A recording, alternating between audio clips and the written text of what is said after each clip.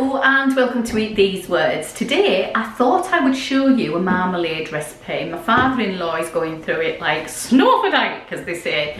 So I thought it's time to make another batch. I made about 4 batches this last year. So I thought I'd show you how I do it. So it's a very, very old recipe, this one. I think it dates back to the, I say very old, it's an old recipe, this one. I think it dates back to the 1970s, maybe even slightly earlier. I'll just get the book, hold on.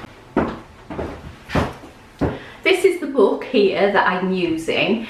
It's the Good Housekeeping Colour Cookery book, which I was given as a Christmas present from my grandma in, I think it was 1977, maybe earlier, I don't know. And this one dates back to the first impression of 1967, which is when I was born, so it's old. Now I follow a recipe for the pressure cooker version. However, today I'm not going to be doing it in a pressure cooker, but don't be put off by this. You can do it in a pressure cooker, and I'll tell you as we go how you should do it. So for now, let's get into this. First things first, assemble your jam jars that you are going to use. I put my oven onto gas mark 6 to preheat, and I'm going to wash my jars in my soapy liquid. This is probably the way I do this all the time. There are many ways to do this, to sterilise your jars, but I find this, to be honest, the easiest. So all you do is you take off your lid, give it a wash. These are clean jars to start off with. Give it a wash and then turn it the right way up on your tray. That's the easiest way I know to do it. And what I do is I put the lids next to the jars so I know which lid goes with which jars. Because if you're anything like me, you save up your jam jars, marmalade jars, condiment jars, anything, just to get a few jars, so we can do whatever we need to throughout the year. There we go, there's another one. I do have a rhubarb jam recipe online. If you want to have a look at that, I'll link it below. It's just a short video, about a minute long. So what you also need to do is wash your fruit, and I'm using 1 grapefruit, 2 small or 1 large lemon, and 3 blood red oranges, and they're going in there. The reason why we wash them is because they sometimes have wax on them, and you don't want that into your marmalade, so we give them a bit of a scrub. This is a clean pan scrub, which I'll be binning afterwards. It's not a dirty one by any stretch. This is just plain water, by the way. But these days, they wax everything to keep them fresh longer and to make them look better longer. I've got blood red oranges, in case you're wondering why they're this funny colour. I wanted the colour more than anything. So weigh your fruit, please. You need them to be roughly half the weight that you're going to use in sugar. So if your fruit weighs £2, you want £4 of sugar. I won't deny it is a laborious task. There's no other way around it. So, you know, give yourself a Saturday afternoon or a Sunday afternoon when you've got the family out, which I have at the moment. There's nobody in the house, and get going, really. It does, I was going to say it does bear fruit. Don't give up the day job. It is productive in that you will end up with about 7, 8, maybe even more, depending on the size of your jars of marmalade at the end of it. And currently in my area, jars of marmalade are going for about £3.90 a pop. So, you know, what can I say? It is good. This is a full fruit marmalade, so I don't waste any of the fruit in this, which is always good, isn't it? We don't like to waste things. Oh, look at the colour of that. Stunning. Look at that. Absolutely stunning. make sure that the peel is finely shredded. This is going to have peel in it, so if you don't like peel, then scroll past. I need a bowl with some muslin in it. Muslin you can buy in any cook shop really. I think I got mine in Lakeland. You can buy it online, and basically it's like a great big tea bag. You're going to put stuff in there and it's not going to get into your marmalade. And you need a large pot. I've got a jam pot here, and we also need some sort of way of chopping this up. I've done it by hand.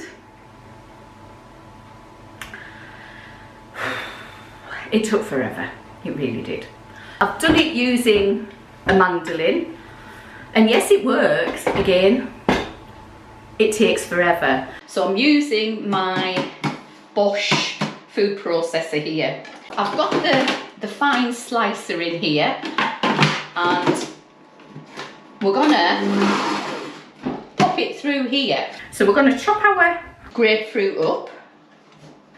I'm gonna chop out the bit in the middle there. This is the only thing with making marmalade. There we go. I just want the stalk. I'm going to try and save some of the pips by popping them into my bowl here. Although grapefruit pips are fairly small, we don't want too many of them in our jam. They will be quite soft, so if you do get any in, don't worry. This is going to cook for a while, so it won't make a lot of difference, but it is nice if you can get them out. Like I'm doing here, if you get anything in there, if you take anything out, always put it back into your muslin bag. We're going to need it. It gives you the pectin, helps with flavour. And pop it in, push it down.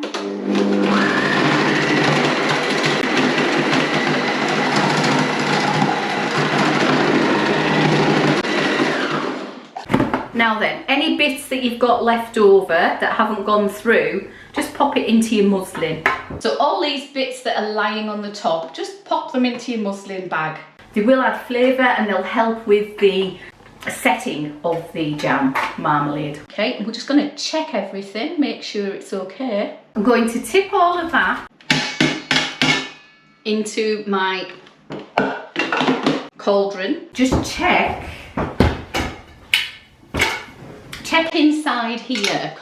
So any large bits, make sure you pop them into your muslin, and any big bits such as this, we're going to fish out now and chop them up finely. When you finish blitzing all of your fruit, chop it into little pieces with a pair of scissors. Just go through it and chip, chip, chip, chip, chop, chop, chop all the way through. Any bits that you've got in your muslin bag, you need to just squeeze the juice out of, and then we're going to tie a knot as best we can in our muslin bag, and there you go, and pop it in along with the juice that you've just squeezed out. All of that's gone into there, and to that I'm going to add 1.5 pints of water. There we go. Pop this on the heat. So I'm just going to turn the heat on. There we go, when it eventually came on. I'm going to bring it to the boil and let it cook. And we want all of this to soften for about 1.5 hours to 2 hours, just to get it going. So this has been boiling now for about 45 minutes, and as you can see from the edge here, it's reduced by half. So what I'm going to do is take out my muslin bag. I have a plate on standby because I'm going to need to put it on something. I'm going to squeeze out the juice out of the side. I don't know if you can see me doing this, so I'll do it on the other side for you. Just squeeze it. Be careful you don't burn yourself on your pan either, because it will be warm. There we go. Just give it a good squeeze. And pop it onto a plate. Give your pan a stir, and then take 3/4 pint of water and pop that in. That's boiling hot water. because we don't want to reduce the temperature in here. And to that, I'm going to now add my sugar, and I've got 4 pounds of normal granulated sugar that I'm going to add. You've got to remember, this is very bitter. It's got grapefruits in it, and it's got oranges and lemons, and it is really bitter. Second bag going in. I'm going to let that dissolve. Give it a stir. Just keep stirring it until it dissolves, and then we're going to let it sit on the boil until it comes to a set, which can take anywhere from a few minutes to an hour. So I'm just going to keep stirring for a minute until I can't feel any grit anymore. Now is the time as well to get a plate and pop it in the freezer, in the top drawer of your freezer if you've got one, because we're going to need that to check whether it's set or not. Set your oven to gas mark 6, because we're going to put our jars in the oven to sterilise. So after about 30 minutes, it's time to take out your jars from the oven and knock your oven off. We want them to cool a little bit, oops. So I've done that with mine, and it's time to check our marmalade. This is where you need an instant read thermometer. We're going to check the temperature of our marmalade, and it needs to be around about 105 degrees centigrade, or, bear with me, I wrote it down, 220 to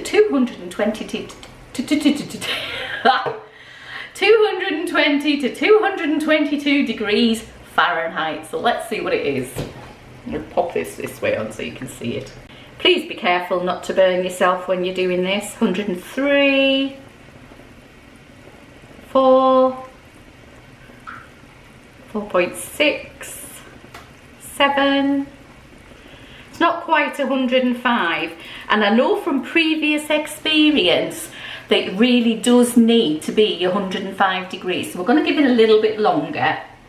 I'm going to check the temperature of my marmalade. It's been on for 40 minutes now. I'll give it a stir, just give it a check, and it is, wait for it, 105 degrees. And I'm going to take my plate and a clean spoon and get some of my marmalade and pop it onto my plate. Right, so, oh, yeah, this is set, look at that. When you move it, it plumps. That's how you know it's gonna set. Leave the heat off and let it cool down for a few minutes, well, for about 10-15 minutes. And then I'm going to put it into my jar. So my jam has cooled now for about 20 minutes or so, and I'm going to place it into these jars now. And it's just a case of popping the jam in to these jars now and sealing them. And we can label them when they've cooled down completely. So this is a lovely colour, this marmalade. I keep calling it jam, but it is jam, but a sort of jam.